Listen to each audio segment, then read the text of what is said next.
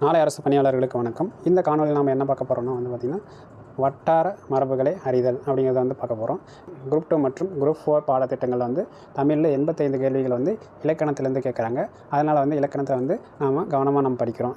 பழைய 12ஆம் வகுப்பு தமிழ் பாடப்புத்தகத்தில் இருக்கிற மொழித்திறன் பயிற்சியில் இருக்கிற தகவல்களை நம்ம பார்த்துட்டு வரோம். அதில் வருது வட்டார மரபு அப்படிங்கிறது பார்த்திங்கன்னா கட்டாயமாக நம்ம கேள்வி கேட்டிருக்காங்க. ஏற்கனவே பல இடங்களில் தமிழ் டிஎன்பிஎஸ்சி கேள்விகள் கேட்டிருக்கிறாங்க. அதை நம்ம கட்டாயமாக பார்த்து சரியானதை தெரிஞ்சுக்குவோம். தீ மிதியல் திருவிழாவில் தீக்குடியை பூக்குடி என்றும் தீ மிதியலை பூ மிதியல் என்றும் சொல்லுதல் மரபு. கவுண்டமணி காமெடியில் நமக்கு சொல்லுவாங்க என்னென்னா, பூமிதி திருவிழா கூட்டு போய் தீ மிதிக்க கூட்டுட்டாங்களா அப்படிங்கிற மாதிரி. இது வட்டார மரபில் என்ன சொல்லுவாங்கன்னா, தீமிதி திருவிழா பூமிதி திருவிழான்னு தான் சொல்கிறாங்க அப்படிங்கிறத இப்போ நமக்கு கொடுத்துருக்காங்க. இது நமக்கு ஆல்ரெடி எல்லாருக்கும் தெரிஞ்சது தான். அதனால் தெரியாதவங்க கட்டாயமாக தெரிஞ்சுக்குங்க. அடுத்தது போவோம். நீர்வளம் மிகுந்த பாங்கரில் முப்பூ விளையும் அப்படின்னு சொல்லியிருக்காங்க. இது வெள்ளாமை பூ என்பது மரபு. உப்பு விளையும் அப்படின்னு சொல்கிறாங்க. இதில் பார்த்திங்கன்னா என்னென்னா, வெள்ளாமை அப்படிங்கிறது, அதாவது வேளாண்மைன்னு சொல்கிறோம்ல, அதை வெள்ளாமைன்னு சொல்லுவாங்க. வேளாண்மையை பூ என்பது மரபு அப்படின்னு சொல்கிறாங்க. அதாவது என்ன சொல்கிறாங்க, நீர் மிகுந்த பாங்கரில், நீர் மிகுந்த இடங்களில் முப்பூ விளையும். அதனால் 3 பூ விளையும் அப்படிங்கிறது பொருள் அல்ல. முப்பூனா பூங்கிறது பார்த்திங்கன்னா 3 வெள்ளாமை முப்போகமும் விளையும் அப்படிங்கிறத முப்பூ விளையும் அப்படின்னு சொல்கிறாங்க. இது நம்ம கட்டாயமாக தெரிஞ்சுக்கணும். அடுத்தது போவோம். இப்போ நம்ம பார்க்க போகிறது பார்த்திங்கன்னா, நிறைய டிஎன்பிஎஸ்சி கேள்வித்தாள்களில் கேட்கப்பட்ட கேள்வி தான். இது என்ன, மிளகு நீரை சாற்றமது என்று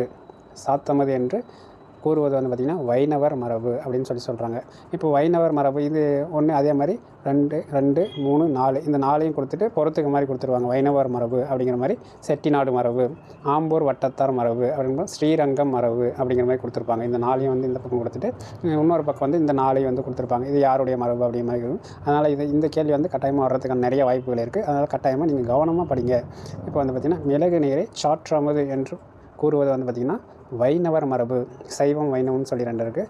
வைணவர் மரபு அப்படிங்கிறத நீங்கள் தெரிஞ்சுக்கங்க. திருமணம் முதலிய மங்கள நிகழ்ச்சிகளுக்கு கீற்று வேய்வதனை கொட்டகை என்பது, கொட்டகைன்னு சொல்கிறது செட்டிநாடு மரபு அப்படின்னு சொல்கிறாங்க. இப்போ கல்யாணம் நடக்கிறது பார்த்திங்கன்னா, திருமணம் போன்ற நிகழ்வுகளில் மங்கள நிகழ்வுகள் கீற்று வேய்வதனை, பந்தல் போடுறதுன்னு சொல்லும்போது அது கொட்டகை என்பது சொல்கிறது பார்த்திங்கன்னா செட்டிநாட்டு மரபு அப்படிங்கிற மாதிரி நமக்கு சொல்லியிருக்காங்க. இது நம்ம கட்டாயமாக தெரிஞ்சுக்கணும். இப்போ சாற்றமது, மிளகு நீரை சாற்றமது அப்படின்னு சொல்கிறது வைணவர் மரபு. அதே மாதிரி கொட்டகை, திருமணம் இதில் கீற்று வேய்வது கொட்டகைன்னு சொல்கிறது பார்த்திங்கன்னா செட்டிநாடு மரபு. இது எளிமையாக ஞாபகம், கொட்டகை செட்டிநாடு அப்படிங்கிற மாதிரி ஞாபகம் ரிலேட் பண்ணி படிச்சுங்க. அடுத்தது, ஆசிரியரை ஐயர் என்று அழைப்பது வேலூர் ஆம்பூர் வட்டாத்தார் மரபு அப்படின்னு சொல்கிறாங்க. இப்போது எப்படி பார்க்கலான்னா, ஆசிரியர் அதாவது டீச்சர்ஸை பார்த்திங்கன்னா ஐயர் அப்படின்னு அழைக்கிறது பார்த்திங்கன்னா வேலூர் ஆம்பூர் வட்டத்தாரோட மரபு. ஐயர் அப்படின்னு அழைக்கிறது யார் அழைக்கிறாங்கன்னா, ஆசிரியரை ஐயர் அப்படின்னு அழைக்கிறாங்க. எங்கன்னா வேலூர் ஆம்பூர் பகுதியில் அழைக்கிறாங்க அப்படிங்கிறது இதன் மூலிமா நம்ம தெரிஞ்சுக்கணும். கட்டாயமாக அனுப்ப பண்ணிங்க. அடுத்தது, அமிழ்தத்தை உப்புச்சாறு என்று அழைக்கிறது பார்த்திங்கன்னா ஸ்ரீரங்கம் கோவில் மரபு. ஸ்ரீரங்கத்தில் இருக்கிற கோவிலில் பார்த்திங்கன்னா அமிழ்தத்தை எப்படி சொல்கிறாங்கன்னா உப்புச்சாறு அப்படின்னு சொல்கிறாங்க. இப்போ எப்படி ரிலேட் பண்ணலான்னா, இது 2 பாருங்கள். ஸ்ரீரங்கம் கோவில்ங்கிற மாதிரி, அதே மாதிரி வைணவங்கிறது பார்த்திங்கன்னா இந்த கோவில் சம்மந்தப்பட்டது தான். இது 2ஐயும் நம்ம பார்ப்போம். மிளகு நீரை சாற்றமது அப்படின்னு சொல்கிறாங்க. அது வைணவர் மரபு. அதே மாதிரி இது சாப்பாடோட சம்மந்தப்பட்டிருக்கு. இங்கே பாருங்கள், அமிழ்தத்தை உப்புச்சாறு அப்படின்னு சொல்கிறது. இது 2க்கும் தான் கொஞ்சம் நமக்கு டவுட் ஆகும். மாற்றி உங்களுக்கு ஞாபகம் வரதுக்கான வாய்ப்பு இருக்குது. ஸ்ரீரங்கம் கோவிலில் பார்த்திங்கன்னா அமிழ்தத்தை உப்புச்சாறு அப்படின்னு சொல்கிறாங்க. கோவிலில் ஸ்ரீரங்கம் கோவிலில் பார்த்திங்கன்னா காவிரி ஆற்றின் 2 கரைகளுக்கு நடுவில் ஒரு சின்ன தீவு மாதிரி இருக்குது. அதில் அமைச்சிருக்காங்க. அது பார்த்திங்கன்னா அமிழ்தத்தை அந்த இடத்துல என்னென்னு சொல்கிறாங்கன்னா உப்புச்சாறு அப்படின்னு சொல்கிறாங்க. உப்புச்சாறு ஆற்றுல நல்லா தண்ணி தான் போகுது.